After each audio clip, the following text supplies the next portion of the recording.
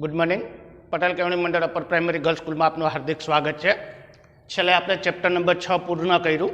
आज chapter number 7 जोशुं, आबोहवाकीय फेरफार। हवे आबोहवाकीय फेरफार एटले शुं? तो कि वातावरण में जे प्रकारना फेरफारो सर्जाता होय एने सामान्य रीते आपणे आबोहवाकीय फेरफार तरीके ओळखीए छीए। तो वातावरण एटले शुं? पहला तो ए वस्तु जाणवी जरूरी है कि आबोहवामां जे फेरफार आवे छे एना माटे सौथी जवाबदार वस्तु शुं छे? तो कि वातावरण। वातावरण में जे प्रकारे हवामां जे प्रकारे फेरफारो सर्जाता होय एने आपणे आबोहवाना फेरफार तरीके ओळखीए छीए। तो ए वस्तु पहला तो वातावरण एटले शुं ए जाणवुं जरूरी है। तो पहला आपणे वातावरणनी व्याख्या जोशुं कि पृथ्वीनी चारेय बाजू वींटळाईने आवेला हवाना आवरणने वातावरण कहे छे। आपणी पृथ्वी छे ए पृथ्वी पोतानी धरी पर फरे छे। हवे पृथ्वी पोतानी धरी पर फरे छे त्यारे एनी साथे रहेली जे हवा छे ते हवा पण पृथ्वीनी चारेय दिशाओ छे ते चारेय दिशाओमां वींटळाय छे। हवे पृथ्वीनी चारेय दिशाओमां वींटळायेली हवा के जे आपने प्राप्त थाय छे एने आपणे सामान्य रीते शुं कहीए छीए? वातावरण। हवे ए ज वातावरण आज एवा क्या क्या परिबळो छे कि जेने लीधे प्रदूषित थयेलुं जोवा मळे छे? तो कि उद्योगों होय, कारखानाओ होय, पावर स्टेशनो होय, आ बधा परिबळो एवा छे कि जे वातावरण छे ते वातावरणने आज प्रदूषित करनारा परिबळो छे। हवे ए वातावरणने जोया पछी आबोहवाकीय फेरफार, अपनी आबोहवा छे ए आबोहवामां एवा कया कया परिबळो छे कि जेने कारणे आपणे फेरफार जतो जोवा मळे छे? वैश्विक तापमान वधवाथी एटले के विश्व आखानुं जे तापमान छे ए तापमान वधवाथी दिशा, पवननी दिशा, भेज, आ बधी बाबतोमां जे प्रकारे फेरफार सर्जाय छे एने आपणे सामान्य रीते शुं कहीए छीए? आबोहवाना फेरफार। समग्र विश्व छे ए समग्र विश्वमां तापमान एटले कि गरमीनुं प्रमाण छे ते गरमीनुं प्रमाण छे ते प्रमाणमां सतत ने सतत वधारो थतो जाय, पवनोनी दिशाओ बदलाती जाय, वातावरणमां भेजनुं प्रमाण छे ते भेजनुं प्रमाण वधतुं जाय। आम पृथ्वीनी सपाटी उपर आवा अनेक प्रकारना जे फेरफारो सर्जाय छे ए फेरफारोने आपणे सामान्य रीते शुं कहीए छीए? आबोहवाना फेरफार। हवे तमारी टेक्स्टबुक है ए टेक्स्टबुक में नीचे एक कोष्टक आपेलू है, एक नीचे सारणी आपेली है, एमां जुदा जुदा देशों आप्या छे अने ए जुदा जुदा देशों में ए देशों गरमीनुं प्रमाण आप्युं छे, ए देशों में ठंडीनुं प्रमाण आप्युं छे अने ए देशों में आपणे वरसादनुं प्रमाण पण आपवामां आव्युं छे। जो अलग अलग घणा बधा प्रकारना देशों आप्या हशे। हवे ए बधा देशों छे ते बधा देशों में गरमीनुं प्रमाण पण एक सरखुं नथी, बधा देशों में ठंडीनुं प्रमाण पण एक सरखुं नथी अने बधा देशों में वरसादनुं प्रमाण पण एक सरखुं जोवा मळतुं नथी। अलग अलग देशों में गरमी अलग है, ठंडी अलग है अने वरसादनी स्थिति पण अलग है। तो आवी विषम प्रकारनी एटले के अलग प्रकारनी आबोहवा वर्तावा पाछळनुं कारण शुं छे? के देशों बधा अलग अलग है तो बधा देशों में ठंडीनुं प्रमाण अलग है, गर्मीनुं प्रमाण अलग है, वरसादनुं प्रमाण अलग है। तो आवी विषम स्थिति एटले के अलग प्रकारनी स्थिति सर्जावा पाछळनुं कारण शुं होई शके छे? जो कोष्टक आपेलुं छे ए कोष्टकमां आप्युं छे के रशिया देश, तो रशिया देश में पहला आपने गर्मीनुं प्रमाण आप्युं छे 15 अंश सेल्सियस, ठंडीनुं प्रमाण आप्युं छे 20 अंश सेल्सियस अने सामे वरसादनुं प्रमाण आप्युं छे 100 सेंटीमीटर। तो एनुं कारण शुं छे? तो कि गर्मी है ए 15 अंश सेल्सियस है, एटले कि गर्मी करता ठंडीनुं प्रमाण -20 अंश सेल्सियस है। एटले कि गर्मी करता ठंडीनुं प्रमाण है ते प्रमाण में सतत ने सतत वधारो थवाने कारणे त्यां ओछो 100 सेंटीमीटर जेटलो ज वरसाद है ते वरसादनो अनुभव थाय छे। ए ज रीते ईरान देश आप्यो छे 30 अंश सेल्सियस गर्मी, 10 अंश सेल्सियस ठंडी अने 50 सेंटीमीटर वरसाद। एटले कि गर्मी अने ठंडीनुं प्रमाण जोईए तो गर्मी अने ठंडीना प्रमाणमां गर्मी वधारे छे अने ठंडीनुं प्रमाण ओछुं छे। अने ईरान एक रण प्रदेशनो विस्तार होवाथी त्यां 50 सेंटीमीटर जेटलो ओछो वरसादनो अनुभव थाय छे। ए ज रीते जुदा जुदा देशों आप्या छे अने ए देशोमां गर्मी अने ठंडीनुं प्रमाण आपेलुं छे। तो आवी विषम प्रकारनी एटले के अलग प्रकारनी परिस्थिति सर्जावा पाछळना आपणे कारणो एमां आपेला छे। हवे त्यार पछी आपणे जोशुं के हवामान एटले शुं? तो हवामाननी व्याख्या आपणे અહીં આપી છે કે કોઈ પણ પ્રદેશના તાપમાન, ભેજ અને વરસાદની ટૂંકા ગાળાની સરેરાશ સ્થિતિ એટલે હવામાન. આપણે પૃથ્વીની સપાટી ઉપર વસવાટ કરીએ છીએ, તો પૃથ્વીની સપાટી ઉપર આપણે એક સજીવ તરીકે જીવવા માટે મહત્વનું વસ્તુ હોય તો એ છે હવામાન. તો હવામાન એટલે શું? હવામાન કોને કહેવાય? એની વ્યાખ્યા આપણને આપી છે. કોઈ પણ પ્રદેશનું તાપમાન, ભેજ અને વરસાદની ટૂંકા ગાળાની સરેરાશ સ્થિતિ એટલે હવામાન. આપણે એવું નથી કે કોઈ ચોક્કસ ફિક્સ એક પ્રદેશ છે તે પ્રદેશ લઈ લઈએ. હવે અત્યારે આપણે એક વસ્તુને સમજવા માટે એમ કહીએ કે આપણે અત્યારે જે પ્રદેશમાં છીએ એ પ્રદેશનું તાપમાન કેવું છે, એ પ્રદેશમાં ભેજનું પ્રમાણ કેવું છે અને એ પ્રદેશમાં વરસાદની સરેરાશ સ્થિતિ શું છે. આ વસ્તુનો જે જવાબ આવશે એને આપણે એ પ્રદેશનું શું કહેશું? હવામાન. દાખલા તરીકે હું અત્યારે આ જગ્યા ઉપર છું, તો આ જગ્યાએ ટૂંકા ગાળામાં એટલે કે ઓછા સમયમાં, એટલે કે આપણે એમ નક્કી કરીએ કે 2 મહિનાનો સમય લઈ, ટૂંકો સમયગાળો એટલે કે આપણે 2 મહિનાનો સમય લેશું, તો 2 મહિનાના સમયની અંદર તમે જે જગ્યાએ છુઓ એ જગ્યાએ 2 મહિનાના સમયની અંદર તાપમાન કેટલું છે, તમે જે જગ્યાએ છુઓ એ જ જગ્યાએ 2 મહિનાની અંદર વાતાવરણમાં ભેજનું પ્રમાણ કેટલું છે, તમે જે જગ્યાએ છુઓ એ જ જગ્યાએ 2 મહિનાની અંદર વરસાદનું પ્રમાણ કેટલું છે. આ ત્રણેય વસ્તુ તાપમાન, ભેજ અને વરસાદ 2 મહિનાની અંદર તમે જે પ્રદેશમાં છુઓ એ પ્રદેશની જે સરેરાશ સ્થિતિ આવશે એને તમે એ પ્રદેશનું શું કહેશો? હવામાન. એટલે કે ટૂંકમાં એક જ વસ્તુ યાદ રાખવાની છે કે તાપમાન, ભેજ અને વરસાદની ટૂંકા ગાળાની જે સરેરાશ સ્થિતિ આવશે એને આપણે એ પ્રદેશનું શું કહેશું? હવામાન. હવે નીચે આપણને ભારતનો નકશો આપેલો હશે અને એ ભારતનો નકશો છે, એ ભારતનો નકશો દેશ એક જ છે, ભારત. બરાબર, દેશ એક જ છે ભારત, પણ એક દેશ છે એ દેશનું હવામાન પણ આપણને બધી જગ્યાએ એક સરખું જોવા મળતું નથી. દાખલા તરીકે આપણે ગુજરાતમાં રહીએ છીએ તો ગુજરાતનું તાપમાન, ગુજરાતનું હવામાન અને બીજું રાજ્ય રાજસ્થાનની વાત કરીએ તો ગુજરાતનું હવામાન અને રાજસ્થાનનું હવામાન આપણને એક સરખું જોવા મળતું નથી. દેશ એક જ છે ભારત, છતાં પણ બંને રાજ્યો છે તે બંને રાજ્યોનું હવામાન છે તે હવામાન આપણને એક સરખું જોવા મળતું નથી. એ જ રીતે એવું પણ બને કે આપણે ગુજરાત રાજ્યના ગમે તે જિલ્લામાં રહેતા હોઈએ તો એક જિલ્લાનું તાપમાન પણ આપણને એક સરખું જોવા મળતું નથી. ક્યાંક ગરમી વધારે હોય, ક્યાંક ઠંડી વધારે હોય, ક્યાંક વાતાવરણમાં ભેજનું પ્રમાણ વધારે હોય, એવું બની શકે છે. એમ ભારત દેશ છે તે ભારત દેશના જુદા જુદા રાજ્યો આપેલા છે અને જુદા જુદા પ્રદેશો આપેલા છે. તો એ પ્રદેશો છે તે પ્રદેશોનું તાપમાન પણ આપણને બધી જગ્યાએ એક સરખું જોવા મળતું નથી. તમારી ટેક્સ્ટબુકમાં જુઓ, એમાં આપ્યું હશે કે ન્યૂ દિલ્હી. હવે ત્યાં તાપમાનનું પ્રમાણ કેટલું છે? તો કે 22 સેલ્સિયસ. અને વાતાવરણમાં ભેજનું પ્રમાણ કેટલું છે, એટલે કે ઠંડીનું પ્રમાણ કેટલું છે? તો કે 11 સેલ્સિયસ. ત્યાર પછી અમદાવાદ આપેલું હશે, તો અમદાવાદમાં જુઓ 33 સેલ્સિયસ તાપમાન છે અને 16 સેલ્સિયસ ઠંડી છે. એ જ રીતે મુંબઈ જુઓ 31 સેલ્સિયસ ગરમી છે, તાપમાન છે અને 21 સેલ્સિયસ ઠંડી છે. એ જ રીતે હૈદરાબાદ જુઓ 32 સેલ્સિયસ તાપમાન છે અને 19 સેલ્સિયસ ઠંડી છે. એ જ રીતે લખનઉ જુઓ 24 સેલ્સિયસ તાપમાન છે, 9 સેલ્સિયસ ઠંડી છે. એ જ રીતે કોલકાતા જુઓ 29 સેલ્સિયસ ગરમી છે અને 18 સેલ્સિયસ ઠંડી છે. એ જ રીતે ચેન્નઈ જુઓ 31 સેલ્સિયસ ઠંડી તાપમાન છે અને 23 સેલ્સિયસ ઠંડી છે. એટલે કે આ વસ્તુ એવું બતાવે છે કે આપણે કોઈ પણ પ્રદેશમાં હોઈએ છીએ તો દેશ એક હોય છતાં પણ એ પ્રદેશ છે તે પ્રદેશનું તાપમાન આપણને કોઈ જગ્યાએ એક સરખું જોવા મળતું નથી. હવે ત્યાર પછી આપણને બીજી વ્યાખ્યા આપી છે કે આબોહવા. હવામાનને જોયું, હવે હવામાનને જોયા પછી ત્યાર પછીની આપણને બીજી વ્યાખ્યા આપવામાં આવી છે કે આબોહવા એટલે શું.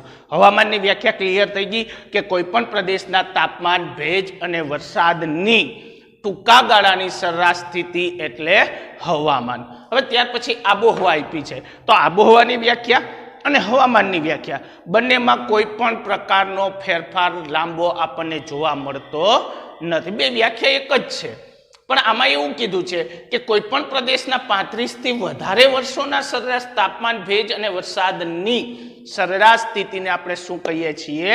આબોહવા.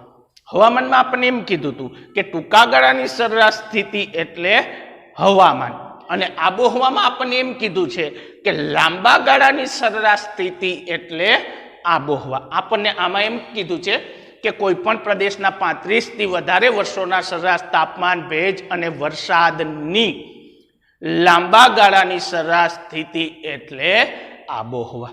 હવે ઓમાં આપણને એમ કીધું હતું ટૂંકા ગાળાની. આપણે એમાં કેટલો સમય લીધો હતો? 2 મહિનાનો સમય લીધો હતો. ગમે તે પ્રદેશમાં 2 મહિનામાં ભેજ કેટલો છે, તાપમાન કેટલો છે, વરસાદ કેટલો છે, એવું જોયું હતું આપણે. હવે આમાં આપણે એ જોવાનું છે કે કોઈ પણ પ્રદેશમાં, દાખલા તરીકે હું અત્યારે જે પ્રદેશમાં છું એ પ્રદેશમાં કોઈ 2 મહિનાનો સમય નથી લેવાનો, પરંતુ કેટલા વર્ષોનો સમય લેવાનો છે. એટલે કે 5 વર્ષનો સમય લઈએ આપણે. ઓમાં આપણે 2 મહિનાનો સમય લીધો હતો, આમાં આપણે કેટલો સમય લેશું? 5 વર્ષનો સમય લેશું. દાખલા તરીકે હું અહીંયા છું તો આ વિસ્તારમાં 5 વર્ષમાં તાપમાન કેટલું છે, આ વિસ્તારમાં 5 વર્ષની અંદર વાતાવરણમાં ભેજ કેટલો છે, આ વિસ્તારની અંદર 5 વર્ષની અંદર વરસાદ કેટલો પડે છે, અને એની જે સરેરાશ સ્થિતિ આવશે એને આપણે એ પ્રદેશની શું કહેશું? આબોહવા. ઓમાં આપણે જોયું હતું કે 2 મહિનાનો સમય એટલે કે ટૂંકા ગાળાની સરેરાશ સ્થિતિ થઈ ગઈ. આમાં આપણે કીધું 5 વર્ષનો સમય એટલે લાંબા ગાળાની સરેરાશ સ્થિતિ થઈ ગઈ. બેની વ્યાખ્યા એક જ છે, પણ આ રીતે પણ આપણે એ વ્યાખ્યા છે તે વ્યાખ્યાનો ઉપયોગ કરી શકીએ કે કોઈ પણ પ્રદેશના તાપમાન, ભેજ અને વરસાદની ટૂંકા ગાળાની સરેરાશ સ્થિતિ એટલે હવામાન, અને કોઈ પણ પ્રદેશના તાપમાન, ભેજ અને વરસાદની લાંબા ગાળાની સરેરાશ સ્થિતિ એટલે આબોહવા. આ બંને વસ્તુને આપણે એ રીતે આપણે વ્યાખ્યા તરીકે ઉપયોગ કરી શકીએ. ત્યાર પછી આપણને આપ્યું છે ગ્રીન હાઉસ ઇફેક્ટ. હવે ગ્રીન હાઉસ ઇફેક્ટ એટલે શું એ વસ્તુ જાણવી એક ખૂબ જ મહત્વની છે. આપણે ઘણી વખત વિજ્ઞાનમાં આગળના ચેપ્ટરમાં અથવા તો આગળના ધોરણમાં અભ્યાસ કરી ગયા છીએ કે ગ્રીન હાઉસ એટલે શું. ગ્રીન હાઉસ એટલે કે પુષ્કળ ઠંડી પડતી હોય ત્યાં આપણે કોઈ પણ વનસ્પતિ છે, કોઈ પણ પાક છે એને ઉગાડી ન શકીએ એવા વિસ્તાર માટે આપણે જે કુદરતી અથવા તો કૃત્રિમ રીતે વ્યવસ્થા કરવામાં આવે એને સામાન્ય રીતે આપણે શું કહેતા હોઈએ છીએ? ગ્રીન હાઉસ તરીકે ઓળખીએ છીએ. તમારી ટેક્સ્ટ બુકમાં આ ગ્રીન હાઉસ વિશેનું એક ચિત્ર પણ આપવામાં આવ્યું છે. હવે ગ્રીન હાઉસ એટલે શું એની આપણે વિગતે વાત કરીએ. આપ જાણો છો કે ઠંડી આબોહવા ધરાવતા પ્રદેશોમાં કોઈ પણ પ્રકારની વનસ્પતિ છે, કોઈ પણ પ્રકારનો છોડ છે, અથવા તો કોઈ પણ પ્રકારની શાકભાજીનો આપણે જોઈએ એવા પ્રમાણમાં વિકાસ થઈ શકતો નથી. હવે એનો વિકાસ કરવા માટે મનુષ્ય દ્વારા કૃત્રિમ પ્રકારની વ્યવસ્થા કરવામાં આવે છે. તો કૃત્રિમ પ્રકારની વ્યવસ્થા કરવા માટે શું કરવામાં આવે છે? તો કે વનસ્પતિ, શાકભાજી અને છોડનો વિકાસ કરવા માટે એની છત છે તે છત કાપડની અથવા તો કાચની રાખવામાં આવે છે કે જેથી કરીને એને જોઈતો પ્રમાણમાં સૂર્યપ્રકાશ અથવા તો ગરમી મળી રહે છે અને એનો વિકાસ થાય.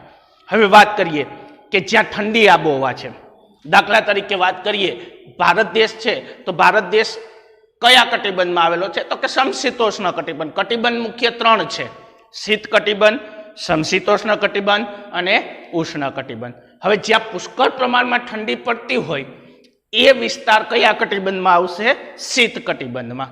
જ્યાં ગરમી અને ઠંડીનું પ્રમાણ માપસર હોય એ પ્રદેશ કયો આવશે? સમશીતોષ્ણ કટિબંધ. અને જ્યાં પુષ્કળ પ્રમાણમાં ગરમી પડતી હોય એ પ્રદેશ કયો આવશે? ઉષ્ણ કટિબંધ. બરાબર. તો શીત કટિબંધની આપણે અહીંયા વાત કરશું.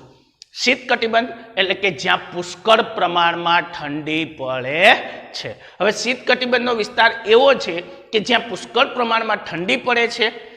હવે ત્યાં પુષ્કળ પ્રમાણમાં ઠંડી પડે છે તેથી ત્યાં છોડ છે, શાકભાજી છે અથવા તો વનસ્પતિ છે કે જેનો આપણે પૂરતા પ્રમાણમાં વિકાસ કરી શકતા નથી. હવે એવી જગ્યાએ છોડ, શાકભાજી કે વનસ્પતિનો પૂરતા પ્રમાણમાં વિકાસ થઈ શકતો નથી કારણ કે એને જોઈએ એટલી ગરમી અથવા તો એને જોઈએ એટલો સૂર્યપ્રકાશ પ્રાપ્ત થઈ શકતો નથી, એટલે એનો વિકાસ થતો નથી. તો એ જ છોડ, એ જ શાકભાજી અને એ જ વનસ્પતિનો વિકાસ કરવા માટે આપણે શું કરવું જોશે? તો કે છોડ છે, એ વનસ્પતિ છે, એ શાકભાજી છે, એનો વિકાસ કરવા માટે કૃત્રિમ એટલે કે આપણા દ્વારા નિર્માણ પામેલી એક પ્રકારની વ્યવસ્થા કરવી પડે. તો તમે કેવી વ્યવસ્થા કરશો? તો કે વનસ્પતિ, છોડ અને શાકભાજીનો વિકાસ કરવા માટે આપણે એવી વ્યવસ્થા કરશું કે એની જે કોઈ ચારેય દિવાલો હોય અને એની ઉપરની જે છત છે એ છતની નેટવાળી એટલે કે જારીવાળી રાખશું અથવા તો કાચવાળી રાખશું. એની જે છત તમે નેટવાળી કે જારીવાળી કે અથવા તો કાચવાળી રાખશો તો થોડો ઘણો કદાચ સૂર્યપ્રકાશ મળે અને એ જે સૂર્યપ્રકાશ એ નેટ કે કાચ ઉપર પડશે એટલે એનું પરાવર્તન થાય અને પરાવર્તન થઈ અને અંદર રહેલા છોડ, શાકભાજી કે વનસ્પતિને એ સૂર્યપ્રકાશ પૂરતા પ્રમાણમાં મળશે અને એ જ સૂર્યપ્રકાશ મળશે એટલે એ છોડ, વનસ્પતિ અને જે વૃક્ષો હોય એ પૂરતા પ્રમાણમાં પોતાની જે ગરમી છે તે ગરમીને અંદર જાળવી રાખશે. હવે એને જોતી હતી એટલી ગરમી અંદર મળી ગઈ એટલે એ છોડ, શાકભાજી અને વનસ્પતિ કે જેનો પૂરતા પ્રમાણમાં આપણને વિકાસ થયેલો જોવા મળશે. આ વસ્તુ હતી ગ્રીન હાઉસ ઇફેક્ટ. હવે ત્યાર પછી આપણને આપ્યું છે બદલાતી આબોહવા. બદલાતી આબોહવા ક્લાઇમેટ ચેન્જ તરીકે પણ આપણે એને અંગ્રેજીમાં ઓળખી શકીએ. દિવસે ને દિવસે વાતાવરણ છે, ઋતુ છે, એ ઋતુ બદલાતી જાય એની અસર છે તે અસર સીધે ને સીધી આપણે પ્રજાજીવન ઉપર જોવા મળે છે. તમારી ટેક્સ્ટબુકમાં અલગ અલગ ઘણા બધા ચિત્રો આપેલા હશે બદલાતી આબોહવાના. હવે બદલાતી આબોહવાના જે અલગ અલગ પ્રકારના આપણને ચિત્રો આપ્યા છે એ ચિત્રોમાં તમે જોજો કે કોઈ એક વાતાવરણ છે એ વાતાવરણ આપણને એક સરખું જોવા મળતું નથી. ક્યારેક ઠંડીનું પ્રમાણ વધી જાય, ક્યારેક ગરમીનું પ્રમાણ વધી જાય, ક્યારેક વરસાદનું પ્રમાણ વધી જાય. તો જ્યારે જ્યારે જે પરિસ્થિતિ સર્જાય છે ત્યારે એના ઉપર કેવી અસર જોવા મળે છે એ વસ્તુ થઈ આપણે બદલાતી આબોહવા. ત્યાર પછી નીચે આપણને આપ્યું છે ગ્લોબલ વોર્મિંગ.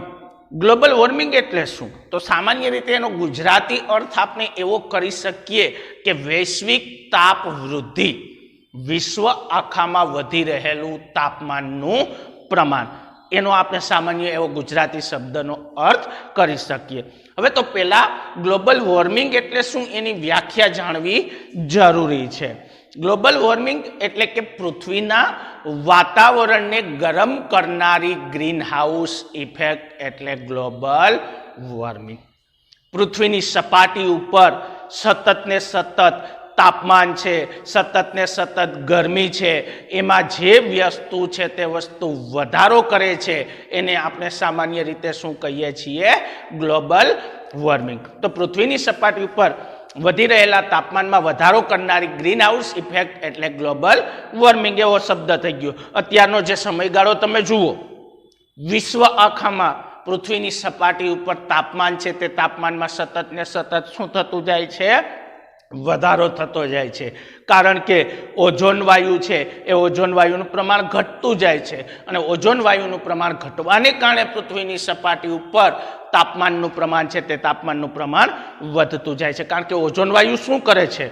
તો કે ઓઝોન વાયુ સૂર્યના જે પારજાંબલી કિરણો છે તે કિરણોનું શું કરે છે? શોષણ કરે છે. હવે ઓઝોન વાયુ સૂર્યના પારજાંબલી કિરણોનું શોષણ કરે છે એને કારણે પૃથ્વીની સપાટી ઉપર વધારે પડતું તાપમાન વધતું નથી.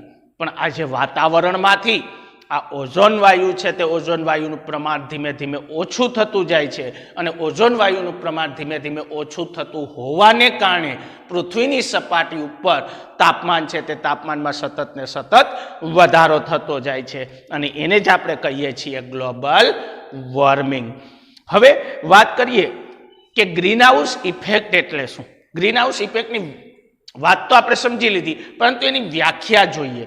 તો એની વ્યાખ્યા આપણને એવી આપી છે કે સૂર્યના કિરણોની સાથે આવતી ગરમીને પૃથ્વીની સપાટી સાથે અથડાઈ અને પરાવર્તન પામી પાછી અવકાશમાં ન જવા દેવાની સ્થિતિ એટલે ગ્રીન હાઉસ ઇફેક્ટ. દાખલા તરીકે આપણે જોઈએ કે આ સૂર્ય છે. હવે સૂર્યના જે કિરણો છે એ સૂર્યના કિરણોની સાથે ગરમી આવે છે. હવે સૂર્યના કિરણોની સાથે જે ગરમી આવે છે એ સૂર્યના કિરણોની સાથે આવતી ગરમી આ પૃથ્વીની સપાટી છે તે પૃથ્વીની સપાટીની સાથે અથડાય છે. હવે પૃથ્વીની સપાટીની સાથે એ સૂર્યના કિરણો અથડાશે એટલે એનું શું થશે? પરાવર્તન થાય. પરાવર્તન થવું એટલે શું? તો કે પાછા ફેંકાવું. હવે એ જ સૂર્યના કિરણો એની સાથે જે ગરમી હતી એનું પૃથ્વીની સપાટી સાથે અથડાઈને પરાવર્તન થયું એટલે એ પરાવર્તન થશે એટલે એ જ સૂર્યના કિરણો છે તે સૂર્યના કિરણો પાછા અવકાશની તરફ ઊંચા વધે છે. પણ એની સાથે જે ગરમી આવી હતી એ ગરમીને પરાવર્તન થઈ અને ફરી પાછી અવકાશમાં ન જવા દેવાની સ્થિતિ એટલે ગ્રીન હાઉસ ઇફેક્ટ. સામાન્ય રીતે તમારે જો ગ્લોબલ વોર્મિંગનો અનુભવ કરવો હોય તો એ સામાન્ય રીતે તમે ગ્લોબલ વોર્મિંગનો અનુભવ કરી શકો છો. ઘરે પણ પ્રયોગ કરી શકીએ આપણે. એક ધાબળો ઓઢી અને 10 મિનિટ સુધી તમે શાંતિથી અંદર સૂતા રહેજો. શું થશે? શેનો અનુભવ કરશો? ગરમીનો અનુભવ કરશો. શું કામે ગરમી થઈ? તો કે તમે અંદર હતા, તમે જે કાર્બન ડાયોક્સાઇડ વાયુ કાઢ્યો એ જ વાયુ સતત ને સતત એટલા વિસ્તારમાં રહ્યો. ઓક્સિજન તમને પૂરતા પ્રમાણમાં પ્રાપ્ત થઈ શક્યો નહીં. ઓક્સિજન વાયુની તમારે જરૂર હતી પણ એ મળ્યો નહીં. સતત ને સતત એ વિસ્તારમાં કાર્બન ડાયોક્સાઇડ વાયુ વહ્યો એટલે તમને ગરમીનો અનુભવ થયો. તો પૃથ્વીની સપાટી ઉપર પણ કંઈક એવું જ છે કે સતત ને સતત કાર્બન ડાયોક્સાઇડ વાયુનું પ્રમાણ વધે એને કારણે ગરમીનું પ્રમાણ છે તે ગરમીનું પ્રમાણ સતત ને સતત વધતું જાય છે. આભાર.